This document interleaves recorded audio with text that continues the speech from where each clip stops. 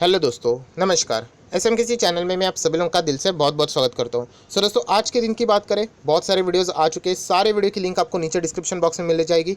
ज़रूर उनको स्टडी कर लेना। फर्स्ट टाइम विजिट किया, चैनल को सब्सक्राइब करने के साथ साथ फ्री स्टॉक मार्केट क्लासेस को भी फॉलो कर सकते हो। लिंक ऊपर आई बटन पर नीचे डिस्क्रिप्शन बॉक्स में मिल जाएगी। सो चलिए दोस्तों, इस वीडियो को स्टार्ट कर लेते हैं।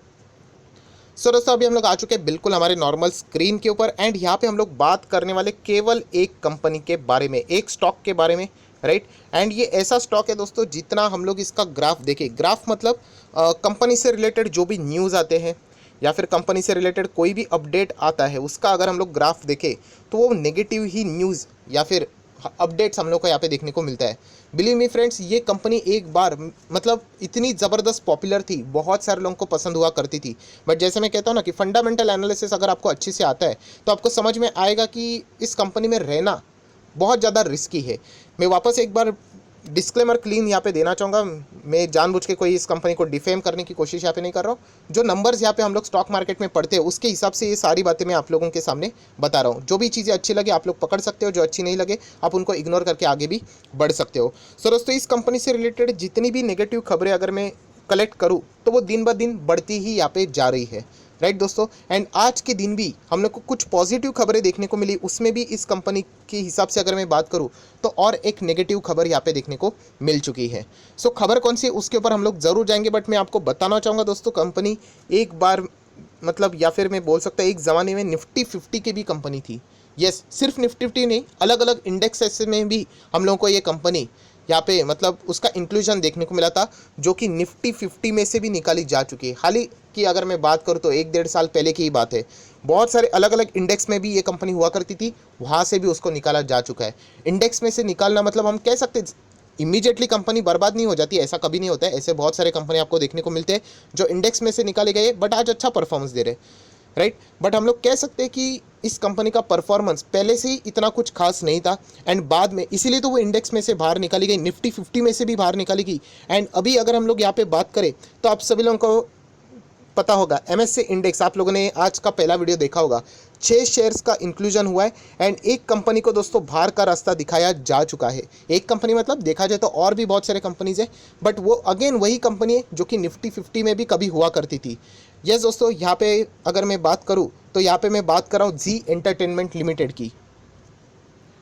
और दोस्तों, जैसे मैंने आप लोगों को बताया था कि एमएससी इंडेक्स, राइट, उसमें कोई भी इंक्लूजन होता है मतलब इनफ्लो यहाँ पे होने वाला है। तो दोस्तों, अभी हम लोग यहाँ पे कह सकते हैं कि जिसका एक्सक्लूजन होता है वहाँ पे हम लोग को आउटफ्लो देखने को यहाँ पे मिल सकता है। एंड अगर यहाँ पे मैं एस्टिमेट की बात करूँ, ऑब्वियसली कोई फिक्स डेटा यहाँ पे नहीं रहता है, बट यहाँ पे एस्टिमेट की बात हो रही है 140 मिलियन डॉलर्स, इतना आउटफ्लो हम लोग को इस कंपनी से होते हुए देखने को मिल सकता है। इस कंपनी से मतलब यहाँ पे बेचे जाने की जो पॉसिबिलिटी है वो बहुत ही ज़्यादा है, राइट। एमएससी इंडेक्स से अगर एग्जिट हो जाएगा तो हम कह सकते हैं शायद से फॉरेन इन्वेस्टर इस कंपनी की ओर यहाँ पे थोड़ा सा प्रॉफिट बुकिंग कर सकते, सेलिंग कर सकती। ये एस्टिमेशन है जो मैं सिर्फ आप लोगों को यहाँ पे बता रहा हूँ।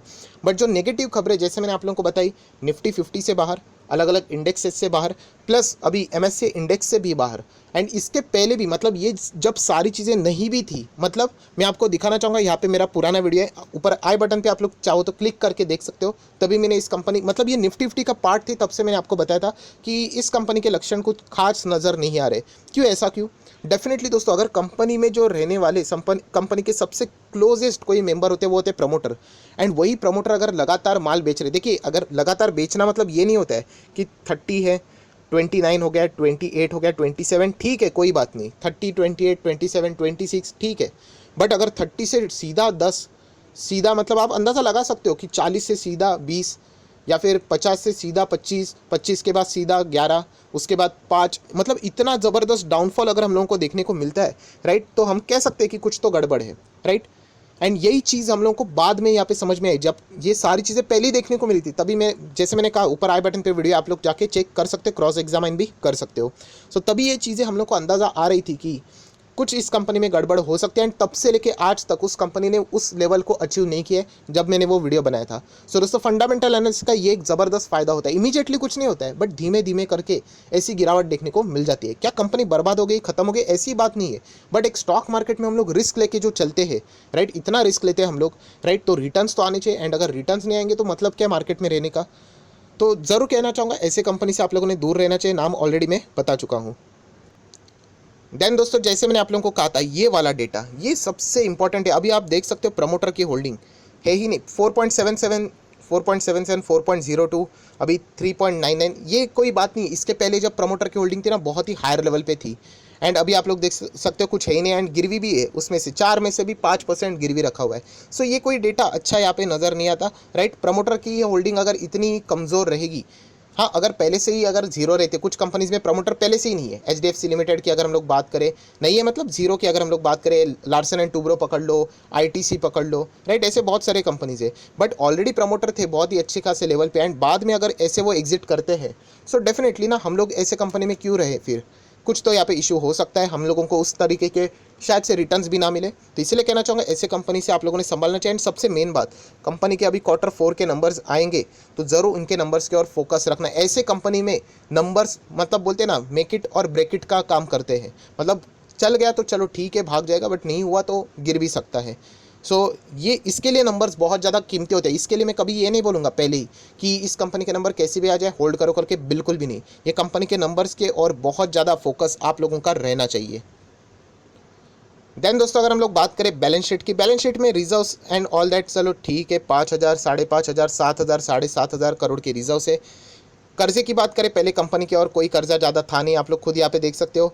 0.90 देन 1.70, इससे कोई फ़र्क नहीं पड़ता है। अभी जाके थोड़ा सा 35-36 करोड़ तक कर्जा थोड़ा सा बढ़ा हुआ है, राइट। इससे मैं ये नहीं कहूँगा कि कंपनी का कर्जा ज़बरदस्त बढ़ रहा है, बट फिर भी कंपनी की बाकी स्थिति को देखकर, जहाँ पे प्रमोटर एग्जिट हो रहे हैं, जहाँ पे अगर मैं बात करूँ तो MSCI इंडेक्स से एग्जिट, निफ्टी 50 से एग्जिट, तो ज़रूर इस डेटा के ऊपर भी मैं फोकस ज़रूर रखूंगा लॉन्ग टर्म बोरिंग की ओर, कि क्या आगे जाके कंपनी की ओर कर्जा अगर बढ़ेगा तो दिक्कत हो सकती है। शॉर्ट टर्म बोरिंग जीरो नज़र आ रही है।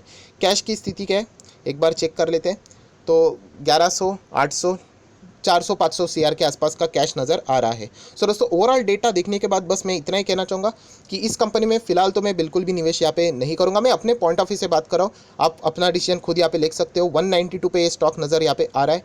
1 महीने की बात करें, 6 महीने की बात करें ठीक है, 1 साल की बात करें तो भी चलो ठीक है, 5 साल की बात करें तो आप लोग देख सकते हो एक लंबा हम लोगों को गिरावट यहाँ पे देखने को मिल रहा है। एंड ये गिरावट इसीलिए थी कि यहाँ पे ये जो पीरियड है ना, इसमें बहुत सारी चीज़ें देखने को मिली। निफ्टी 50 से एग्जिट, प्रमोटर एग्जिट, राइट, अभी MSCI इंडेक्स से एग्जिट। सो इतना दम नज़र नहीं आता है। देखिए एक जंप आ सकती है, ऐसे कंपनी नीचे जाती है जंप दिखाती है, बट जैसे मैंने कहा इन्वेस्टमेंट के लिए हम लोगों को जंप नहीं चाहिए, वो तो ट्रेडर्स लोगों का काम है, वहाँ पे वो पैसा बना लेंगे। इन्वेस्टमेंट के लिए हम लोग को कंपनी के पिलर्स मजबूत चाहिए, जो कि मुझे बिल्कुल भी नज़र नहीं आ रहे, राइट। एंड इसलिए इस कंपनी को मैं फिलहाल इग्नोर करना पसंद करूँगा। एंड जैसे मैंने कहा, जो ऊपर आई बटन पे वीडियो दिया है आप जाके देख लेना, तब ये कंपनी 300 के ऊपर काम करती थी, एंड आज आप देख सकते हो 192 पे देखने को मिल रही है। नाम मैं ऑलरेडी बता चुका हूं आप लोगों को, जी एंटरटेनमेंट लिमिटेड आप लोग यहाँ पे देख सकते हो, राइट। एंड कंपनी की अगर हम लोग आगे की भी बात करें जर्नी की, तो इतनी कुछ खास नज़र यहाँ पे नहीं आ रही है, इतना कुछ सॉलिड कंपनी यहाँ पे मुझे लग नहीं रहा है। हाँ कंपनी का नाम बहुत बड़ा है, बट हम लोगों को जैसे मैंने कहा ना,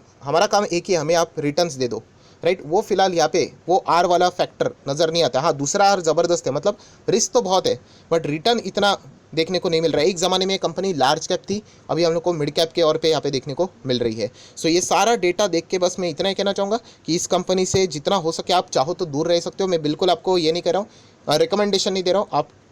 आपका पैसा है, आप जैसे चाहो वैसे उसको डिसीजन ले सकते हो, बट ये जो मैंने फैक्टर्स बताए उनके ऊपर ज़रूर स्टडी करना। 12 मई की बात करें तो आप देख सकते हैं 22% के आसपास के डिलीवरीज देखने को यहाँ पे मिल रही है। सो जितनी भी बातें थी वो मैंने अपने पॉइंट ऑफ व्यू से आपके बता दिया। जी एंटरटेनमेंट की बात यहाँ पे हो रही थी, एंड जी के बाकी के स्टॉक्स भी, जी लर्न की बात करें, जी मीडिया, वो उस वीडियो में आपको मिल जाएंगे। जैसे मैंने आपको कहा ना, वो ऊपर आई बटन पे जरूर उस वीडियो को देख लेना, उसमें मैंने ये सारे पैरामीटर कवर किए थे कि ये 3 कंपनीज शेयर होल्डर को आगे जाके बर्बाद कर सकते हैं। एंड आज आप देख सकते हो जब मार्केट इतने टॉप लेवल पे ये कंपनी का बिजनेस नहीं चल रहा है, सो ऐसे माहौल में फॉर एग्जांपल अगर गिरावट आ जाती है तो बहुत ही रेयर चांस है कि ऐसे कंपनी में कोई बड़ा इन्वेस्टर पैसे लगाएगा। सो बस इतना ही कहना चाहूँगा कि संभाल कर रहना। बाकी जैसे मैं हमेशा कहता हूँ, पैसा आपका है तो डिसीजन भी आपका रहना चाहिए। सो आप आशा करता हूँ आपको वीडियो अच्छा लगे तो लाइक एंड शेयर भी कर देना। So that's it, thank you very much दोस्तों, we will be meeting earning schedule, तब तक के लिए बाय बाय।